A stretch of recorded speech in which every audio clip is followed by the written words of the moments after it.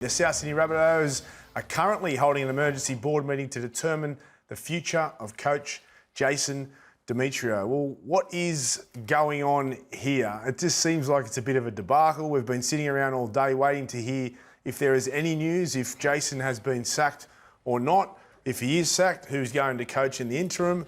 Who are they looking for as a head coach moving forward? No one has any idea, but it just seems to be a bit of a circus. Can someone please explain where they are at here? Well, I was out there all day today, Braith, patiently waiting for a decision. Look, I think it's emblematic or symbolic of what's going on at that club at the moment, where I think off the field they're not on the same page, and as a result of that, and I mean by that the boardroom and the owners, I just don't think they're on the same page. It makes it hard to make a decision in situations like this. I think Jason's... So talk us through what's happened today. So what's actually... There's been a few meetings... They had a board meeting this morning. Yeah. It was a regularly scheduled board meeting, but obviously given the way the club's gone, Jason was front and centre on the agenda. And look, I think, I hate to say it, but I think Jason, I don't think that's the issue that's holding it up. I think they've made a decision on Jason. Who's at the top of that chain of command? Who's going to make that call? Because I think that this is where the confusion comes in. Yeah. It seems like everyone's doing this.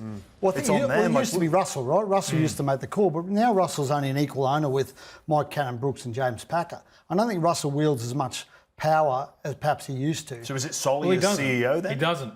Well, Nick Papp's the other one. Nick's the chairman of the footy club, and I just think they're all at the moment pulling in different directions, and that's why things are taking longer than they should take. You know, guys, I think back about when the Warriors parted ways with Stephen Kearney, and at the time it was brutal how abrupt and quickly they did it at the time. And then I think about the way the Titans moved on from Justin Holbrook, how swift and quickly they moved on Des Hasler. And at the time we think that's pretty cold-hearted, but I also believe those two examples were handled so much better than the way South Sydney are going about their business at this point in time. I feel awfully sorry for Jason Demetriou, who's just swinging in the wind, really. Yeah. And there's a game within 48 hours. There's a game on.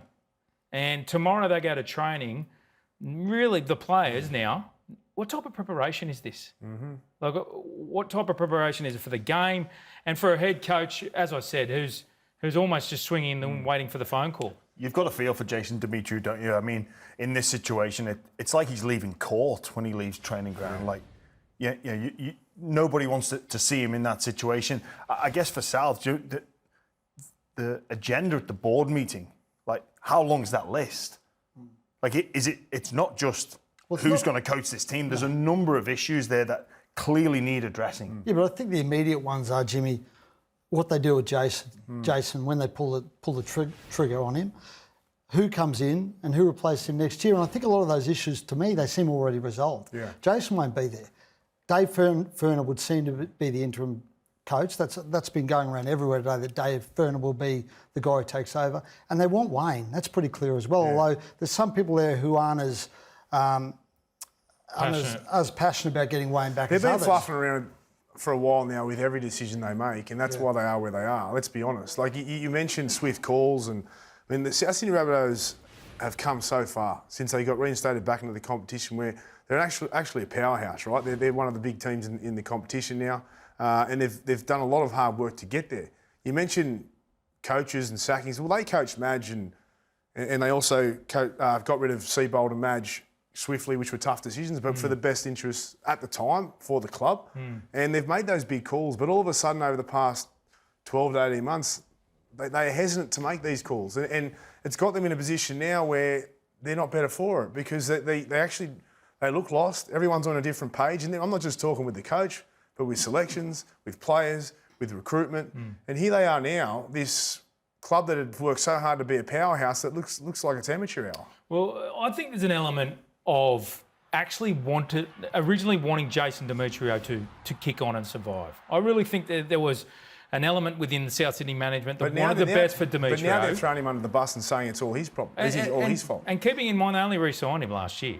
Well, they re-signed him last year, and only 2 weeks ago said they were backing him this year. That's right, and throwing a mass amount of support around Jason. So this is what I'm saying. It's all over the place. I wouldn't say they said they were backing him this year. They said they'd give him all the time to turn it around. All the time he needed. But it would depend on results. We knew that, but they were playing Melbourne and Penrith. We said that on the show. Well, I know that. Is that what they've done? So the hierarchy who are there, have they set themselves up to try and look like geniuses? So you avoid making a decision when you play Melbourne Storm away and Penrith at home, and then your following month of football is the Dragons, the Cowboys, the Eels and the Titans. So somebody new comes in, there's a change in results, a potential change in fortune. Yeah. It's an easier month of football, and they go, hey, look, we should stay in these positions. It wasn't results either, Reedy, that it was based on. They said they beat Cronulla.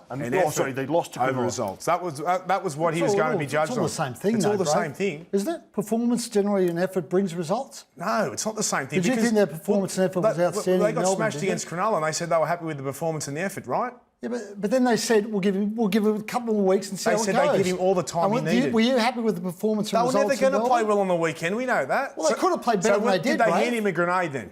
So it was just a here you go. We know you're going to fail this week, and then we'll sack you. Is that what they did? How would they know they're going to fail? I'm sure JD didn't think they were going to go to Melbourne and lose. Did Blake and Ello and the board think they were going to go to Melbourne and win? Well, I suspect they thought it was an uphill battle, but I would have thought they would have hoped that they'd go better than they did, Brad. That's unbelievable. What's unbelievable? So you thought they were going to go better? I didn't think they were going to win. Did you think they were going to go better against Melbourne?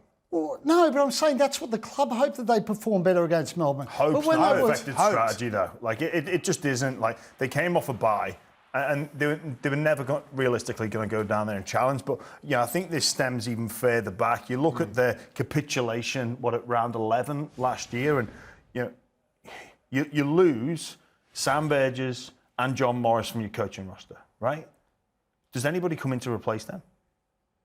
They wait until April, until David Ferner comes in? But that was Jason's decision. That was Jason Demetriou's decision not to bring people in. Well, he met with David Ferner. He met with David Ferner and opted not to bring him in. So it's his fault? Well, that's his fault, yes. He said initially that's his fault, yes. Okay, but what about when Sam Burgess was there, right, and identified all these problems, right? Yep. And the club let him go. And didn't listen to the problems. Not Jason. But Jason was involved in that too. Yeah, of course he is. Jason is well, definitely, he plays a major part in this. But what about the people above Jason who would go, listen, Jason, you're going to benefit from Sam being there. And maybe if you learn from what actually Sam is saying, this club will be better off for it. Do you think you would have accepted that, Bray? Do you think Jason would have accepted that? Well, if you're a leader of the club and you're above the coach, sometimes they've got to accept what the leaders say because it's the betterment for the betterment of the club. So you're going to tell the coach, this bloke has to be on your coaching staff. Well, that's not going to work, It rarely happens, Brave. That's not going to work. Really That's unrealistic. All right, so you're just putting it on Jason, all of it. But no, I'm not saying... No, he might not. I'm saying that, yes. Do you put any of this on the hierarchy of South Sydney? Well, of course they've got to wear some blame for it, Braith. Of course they do. Okay, maybe you wouldn't accept Burgess being there, but it's clear we need some help. When you let Morris and Burgess go, someone's got to sit him down and say, you might be happy with Hornby, and I think they've got Johnny Sutton there.